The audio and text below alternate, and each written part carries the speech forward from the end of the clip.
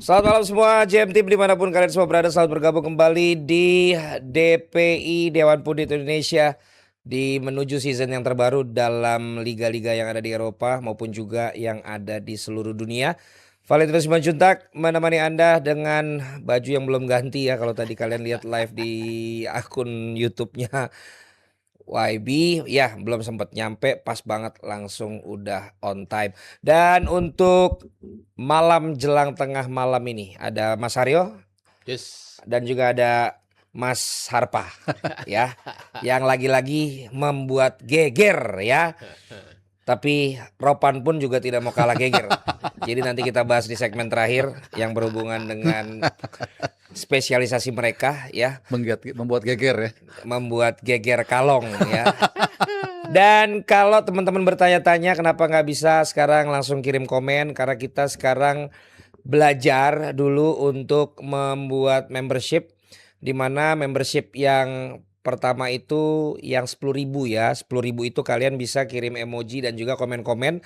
Namanya itu paket volunteer. Kenapa? Karena kalian secara volunteer membantu JMTV untuk membership yang kalian berikan gitu loh. Nanti bisa memberikan komen-komen. Tapi kalau teman-teman yang nggak member tapi mau tetap nyawer dan sawerannya nanti berupa pertanyaan ataupun juga berupa pernyataan, kita akan tetap bacakan ya. Jadi itu juga oke. Dan kalau kalian masuk ke yang membership satu lagi namanya itu supporter, itu 30.000 per bulan, di mana nanti teman-teman mendapatkan konten-konten eksklusif yang ada dari JMTV yang ada di season ini. Jadi sekali lagi kita saling support, kita sama-sama saling bantu dengan konsep yang baru. Mudah-mudahan teman-teman berkenan juga karena 10.000 per bulan ya. Itu kalau biasanya teman-teman juga suka nyawer kan biasanya lebih dari situ juga ya. Ini 10.000 per bulan kalian bisa untuk komen-komen dan kalian juga bisa kasih emoji. 30.000 kalian semuanya bisa saksikan untuk video-video yang termasuk yang eksklusif yang nanti kita akan buat di season ini. Kurang lebih seperti itu, dan kita mengerti sekali kalau ini jadi sebuah hal yang baru dan sesuatu yang kita juga coba lagi di musim ini ya teman-teman ya. Oke, dari malam hari ini kita mulai bahas dulu kalau dari arahan produser kita berkaitan dengan transfer-transfer ya. Dan yang pertama adalah transfer antara Barcelona dan juga Real Madrid yang kita lihat juga cukup lumayan di antara keduanya, di mana kita tahu Barcelona sekarang ini lagi tinggal memastikan Rodri. Sebelumnya juga udah ada Anthony Gordon, ada juga yang Abdul Qadir ini baru ya. Abdul Qadir ada, satu lagi ada Yemi. Ada Yemi ya. Iya. Abdul Qadir baru juga kan, dan Iya. di babak-babak awal dia bukan di preseason dia lumayan juga, lumayan gacor juga, lumayan juga tajam gitu. Sementara kita tahu Real Madrid ini siapa pemain mahalnya tuh, Pantai Gading ya? Diomande. Diomande yang Diomande. dibanggakan oleh Rizal, tapi gua Belum lihat. sih belum yakin ya dengan harga segitu. Anyway, kita langsung lihat di sini ya, belanja Real Madrid. Diomande dengan 125 juta, Cucurella 55 juta, kemudian SP 25 juta, Dumfries 20 juta, dan Konate serta Bernardo Silva ini gratis dan gratis. Kalau perbelanjaan Real Madrid menurut kalian berdua gimana?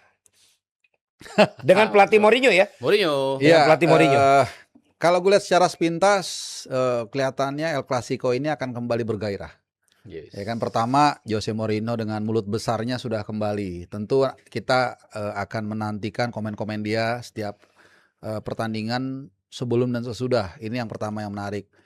Lawannya Hansi Flick ya agak lebih kalem lah ya. Nah, dari segi pemain juga menarik kalau kita lihat transfernya sungguh luar biasa seru gitu ya. Dumfries misalnya. Kemudian juga ada kalau di Madrid ada Cucurella. Lalu juga ada Rodri. Rodri ini juga kayaknya hampir pasti ya. Barcelona. Udah fix Udah. Udah fix, sudah ngasih ngasih Besok. statement ya Tes medisnya dengan besok ya. dengan orang dengan gayanya yang low profile dan pemalu ya kan, tapi Naik Ryanair ya. naik Ryanair sebenarnya itu karena jurusannya mungkin adanya itu aja gitu. Ryanair itu kalau di sini jangan disamain lah. Jangan.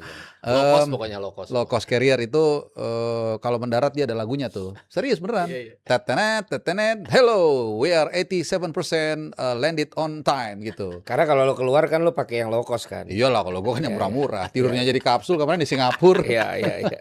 Yang penting kan kita bisa terbang kan kemana aja. Jadi gue lihat sih gairah itu kita sudah mulai bisa melupakan pelan-pelan era-era dulu kan, era-era Messi, Ronaldo dan kawan-kawan. Ya tentu dengan pemain-pemain yang ada seperti Lamine Yamal dan ya kita belum tahu ya apakah pemain-pemain seperti yang ada seperti Frankie De Jong yang kelihatannya agak susah ya, masih berkutat dengan cedera ini Iya. bisa kembali menunjukkan kapasitasnya. Diomande ya nggak tahu. Tadi Valen meng-underestimate lah atau belum bisa langsung percaya, tapi yang nggak tahu juga, kita lihat nanti seperti apa gitu. Jadi kalau gue sih jujur gue 2 sampai 5 tahun ke belakang itu kalau dengar oh El Clasico ada ya ntar malam gitu. Nah kalau ini gue agak nunggu nih karena banyak part-partnya itu yang menarik mulai dari pelatih sampai dengan pemain gitu. Iya, scope luasnya mungkin itu ya, yang tadi dijabarin sama Harpa. Kita akan lihat El Clasico lagi yang seru lagi, terutama karena Mourinho yang ada di situ gitu kan. Mungkin nggak sefrontal dulu ya, dulu kan masih muda lah dia jatuhnya berapi-api, ada pembuktian yang ingin dia lakukan dan ada misi utama untuk bisa mencoba menghentikan dominasi dari Barcelona. Yes. Ketika dia datang kan pas banget ya, ada Betul. juga di Netflix ya, Ya udah naik udah naik dan seru banget. dan ternyata dia cukup sakit hati karena yang dia tunjuk Barcelona tuh ternyata Pep kan. Ya, ya. Dia udah GR kan Betul. sebenarnya kan. Dia emang pengen karena historinya bersama Barcelona, makanya dia gimana caranya gue nyakitin Barcelona, ya gue pindahnya ke Madrid. Ya. Gue pindah ke Madrid dan gue akan nunjukin lo bisa gue hentikan dominasi lo. Dan gue selalu menganggap Madrid bisa kayak sekarang, bisa dominan, akhirnya nambah lagi koleksi sepertiga dari total gol Barcelona di musim lalu. Itu kan Madrid ketika dia kehilangan James Rodriguez, kehilangan Morata, kan kesannya bukan pemain penting lah. Tapi mereka pada saat itu kontribusinya tuh 30-an gol untuk Real Madrid. Dan setelah mereka cabut baru kerasa tuh, iya kita kekurangan 30-an gol nih di musim kemarin. Nah Barcelona kan merasakan itu.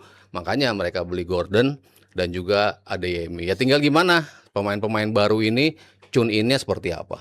Tadi lo bilang berapa tahun terakhir kan suka nggak tahu bahwa ada El Clasico Kalau kan. gue ya. Ya kan jadi kayak ntar malam ada El Iya, Clasico. iya. Padahal kan lo biasanya selalu merhatiin jadwal. Ada notifikasi. Iya. Kalau itu kan tergantung situasinya ya, situasi dan kondisi. Makanya saking itu tidak masuk jangkauan gua, sampai begitu aja nggak masuk tuh notifikasinya. Iya. Tapi kenapa sekarang lo bilang sekarang akan lo tunggu? Mourinho. Iya, salah satunya Mourinho gua akuin. Dan ya kalau kita lihat dari pelanjaannya sih menurut gua ya, Madrid tuh lebih sangar sih menurut gua sih. Menurut gua lebih sangar. Dia mungkin bisa bikin 2 tim kali menurut gua ya. Dengan squad yang ada. Jadi ini bakal Tapi seru. kan itu juga ada hubungannya dengan pas pemilihan juga gak sih? Iya, memang dulu kan juga gitu, Pas. Dia selalu gitu kan, senjatanya dia Figo kan. kan dulu kan awal-awal tahun 2000-an awal kan memang gitu. Ya, berarti it works kan banyak juga tuh kas pemilu janji tapi nggak ditepatin. Oke. Kan ada, nah kan. Kalau ini pemilu ditepatin janjinya berarti kan bagus si Perez ini, terlepas dari apapun itu. Cuman ya memang ya kalau lihat dari line up-nya sih artinya gini, gua rasa ini tinggal kemampuan Mourinho untuk katakanlah mengakumulasi semua experience dia. Kan ada yang berhasil ada yang enggak. Karena dulu kan dia sempat di Madrid juga kena power player kan. Nah itu mungkin diambil pelajarannya dulu, ternyata ini agak di musim kurang. ketiganya ya. Hah? Di musim Di ketiganya. musim ketiganya ya. Tapi dia di Inter berhasil. Jadi dari pengalaman itu kan dia revive juga nih. Sebenarnya kisah dia ini agak mirip-mirip Ancelotti juga, sempat terdampar di Everton, kemudian revive lagi dan sukses bersama Madrid.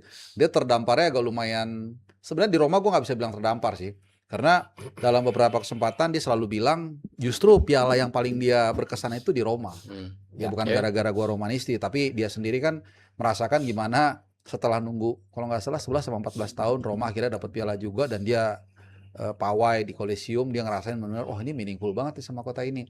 Nah baru di Galata apa? Di Galatasaray. Fenerbahce. Di Fenerbahce dia memang disitulah ibaratnya Evertonnya Ancelotti gitu. Tapi kan dia kemudian dapat, gue juga mungkin kita semua kaget ya dia tiba-tiba bisa ke Madrid ya.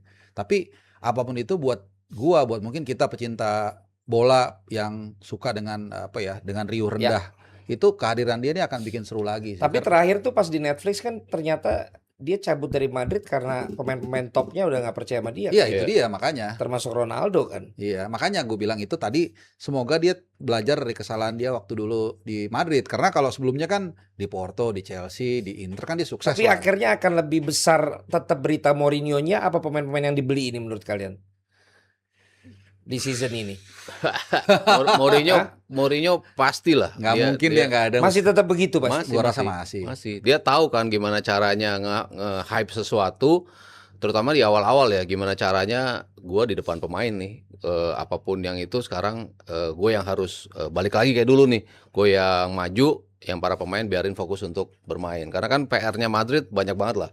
Harus diakuin gimana cara ngerangkul pemain, gimana cara untuk balikin lagi kepercayaan diri mereka. Itu kan yang kita nggak lihat di Real Madrid dalam 2 tahun terakhir lah, terutama di tahun terakhir ya, di mana mereka betul-betul kayaknya nggak punya jawaban ya atas lawan-lawan yang secara kualitas di atas mereka, bahkan di bawah mereka. Kadang-kadang mereka juga kesulitan gitu.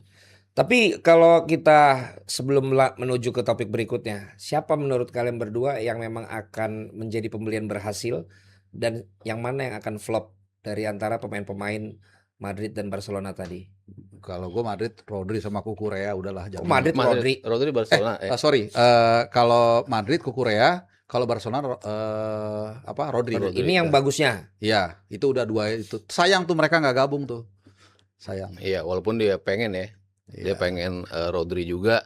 Cuman kalau di Barcelona gue bilang lebih penting mereka mendapatkan Rodri emang gitu. Makanya kenapa mereka walaupun tetap ngotot untuk cari Julian Alvarez, tapi yang penting gimana cara ngamanin Rodri dulu nih. Di depan tuh mereka bisa pakai false nine, ada si Fermin Lopez yang bisa dimainin, bisa dorong si Lamine Yamal di posisi depan. Pokoknya pemain-pemain yang ada di depan, Dani Olmo, banyaklah pemain yang bisa mengisi pos depan gitu. Tapi untuk mencari keseimbangan di tengah itu mereka butuh sosok Rodri. Makanya kenapa kita amanin dulu nih si Rodri itu. Nanti kalau Julian Alvarez bisa ya udah, tapi kalau nggak bisa kita masih punya plan gitu. Sementara Madrid emang pos-pos yang dibeli emang yang buat mereka balance, terutama dalam wingback tadi ya.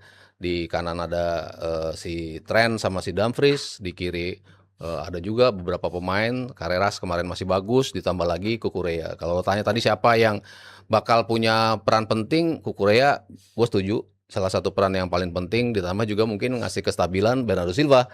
Lo butuh pemain yang ketika lo unggul, lo butuh pemain yang bisa ngatur ritme, bisa ngejalanin peran sebagai pemain yang bisa mengamankan kemenangan. Ya Bernardo Silva ada di posisi itu gitu. Jadi 2 pemain lah menurut gue. Dan akhirnya lanjut musuhannya ya. Karena kan di akhir pertandingan pas Spanyol lawan Portugal sempat marah-marah tuh Bernardo Silva kan. Tapi kan itu teman setimnya. Nah sekarang akhirnya ketemu di El Clasico kan. Karena kan yang kayak gitu-gitu yang disenengin sama Mourinho. Iya, dia Ya paling kan? bisa memanfaatkan. Teman ya, gue nggak tahu deh apakah dia kembali melakukan hal yang tidak terpuji dulu itu kan. Iya. Sampai dia Jewer-jewer itu ya. Tapi yang flop siapa nih? Kalau tadi kan lo berdua bilang yang berperan penting, yang bakal flop. Susah ya. Kalau gue sih Diomande. Iya, gue juga belum lihat dia sebagai pemain yang bisa menjadi game changer di musim pertamanya. Kayaknya gue belum lihat dia ada di bracket itu gitu. Belum cukup lah kualitas dia untuk ngebuktiin, terutama langsung di Real Madrid. Jadi gue bilang mungkin flop juga harus kita lihat juga ya seperti apa gitu. Cuman kalau impress menurut gue belum sih. Diomande. Oke. Kita nanti lihat aja kalau begitu, karena lagi-lagi ini kan juga kalau kita ngomong nanti setengah musim pun dibilang kan belum bisa juga kita menilai kan. Tapi at least kita akan lihat nanti di La Liga apakah benar ini semua pembelian pemainnya juga works atau tidak. Dan yang jelas apakah Mourinho akan kembali tetap dengan gayanya. Tapi gue saranin memang kalian nonton ini Netflix itu, karena 3 episode itu sekarang udah banyak respon terhadap apa yang dia sampaikan di sana. Respon dari Dokter Eva itu udah ada, respons dari Pep udah ada. Itu karena apa yang dia sampaikan ternyata emang sesuatu yang baru juga buat orang yang baru banyak tahu dari kejadian-kejadian yang ada era ketika Mourinho mulai dari Porto sampai dengan akhirnya sekarang dia balik lagi ke Real Madrid.